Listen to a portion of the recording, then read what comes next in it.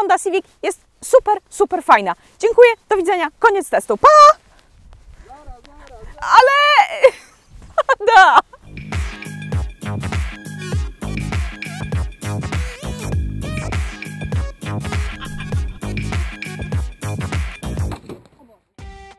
Okej, może faktycznie powinnam nieco rozwinąć myśl.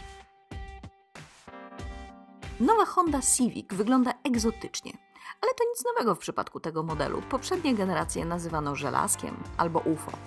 Tutaj futurystyczne linie są jeszcze bardziej wymowne, a samochód zwraca uwagę. Zasługuje na nią także za komfort jazdy i wygodę użytkowania. Pogoda jest ociupina niesprzyjająca, ale do rzeczy. Pod moim testem Fiata 124 wywiązała się bardzo ciekawa dyskusja o tym, jaki samochód można mieć na co dzień i na wakacje z rodziną, a jaki na niedzielne przejażdżki. Proponuję taki, w którym można zmieścić parasol do ciężkiej cholery. Przepraszam. Jeśli też Nie no stary, ja jestem mokrusieńka. Jeśli też uważasz, że potrzebny jest duży bagażnik, to ten tutaj ma pojemność 478 litrów. To jakieś 100 więcej niż kilka konkurencyjnych modeli. Oczywiście poza Octavią, ale Skoda zawsze wygrywa w tabelce. Bagażnik ma też wysoce przydatną cechę, składaną podłogę. Zgaduję, że to pozostałość po kole zapasowym, ale wszystko jedno skąd się wzięło, ważne, że działa. Nie znoszę, kiedy zakupy jeżdżą mi po bagażniku, wyławianie ich z bagażnika pod domem to też utrudnienie. Tutaj spore zakupy zmieścisz w schowku, nigdzie nie wypadną, a delikatniejsze rzeczy jak torbę z truskawkami czy doniczkę z bazylią zawiesisz na haczyku.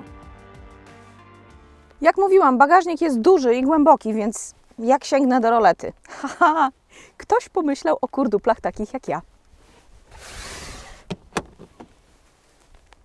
Z tyłu jest sporo miejsca, o ile jesteś mojego wzrostu. Są podgrzewane siedzenia, nie ma niestety ani wejścia USB, ani 12V. W tym egzemplarzu, bo w ogóle można je mieć.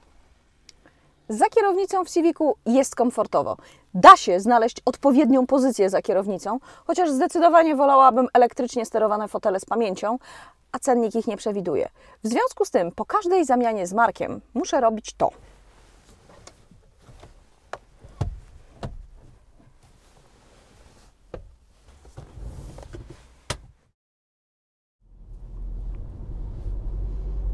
Lubię samochody z automatyczną skrzynią biegów. Co poradzę? Jestem leniwa. Nie wszędzie się ona sprawdza, ale tutaj... A teraz najlepsze. To jest CVT, skrzynia bezstopniowa, najgorsze zło motoryzacji. Ale inżynierowie z Hondy skonfigurowali ją tak, że zamiast wyć, symuluje zmianę biegów. Ależ to jedzie! 1,5 litra i 182 konie mechaniczne dają prawdziwą frajdę z jazdy. Ten samochód jest zwinny, wystarczająco szybki. Nie szybki na tor, ale szybki na co dzień. Nie będę się wlec po autostradzie, wyprzedzę, kiedy będę tego potrzebować, zjadę zwinnie ze skrzyżowania. Na początku wspominałam o tym, że Civic ma ponad 100 litrów bagażnika więcej i w tej konkurencji wygrywa. W innych jest gorzej, w tabelce.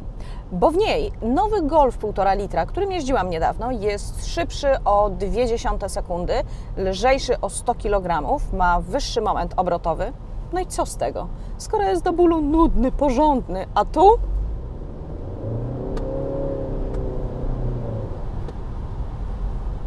Mój serdeczny kolega Wojtek, siema Wojtek, wpadaj na pizzę, zwrócił uwagę, że Civic wygląda futurystycznie i jego zdaniem powinien być równie futurystyczny pod karoserią.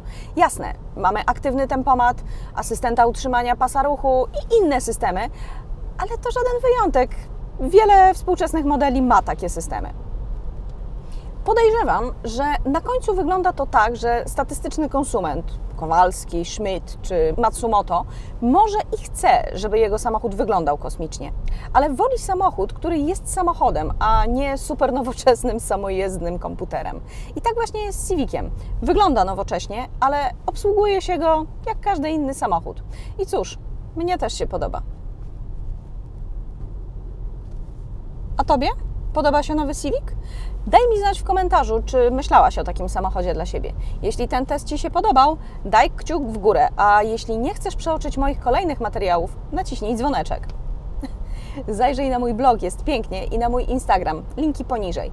Kolejny test w następny czwartek o tej samej porze. Dzięki i do zobaczenia.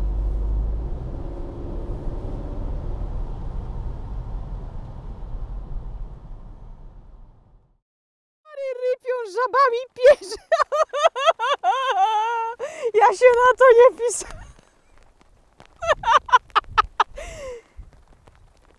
Masz wrażenie, że trochę pada?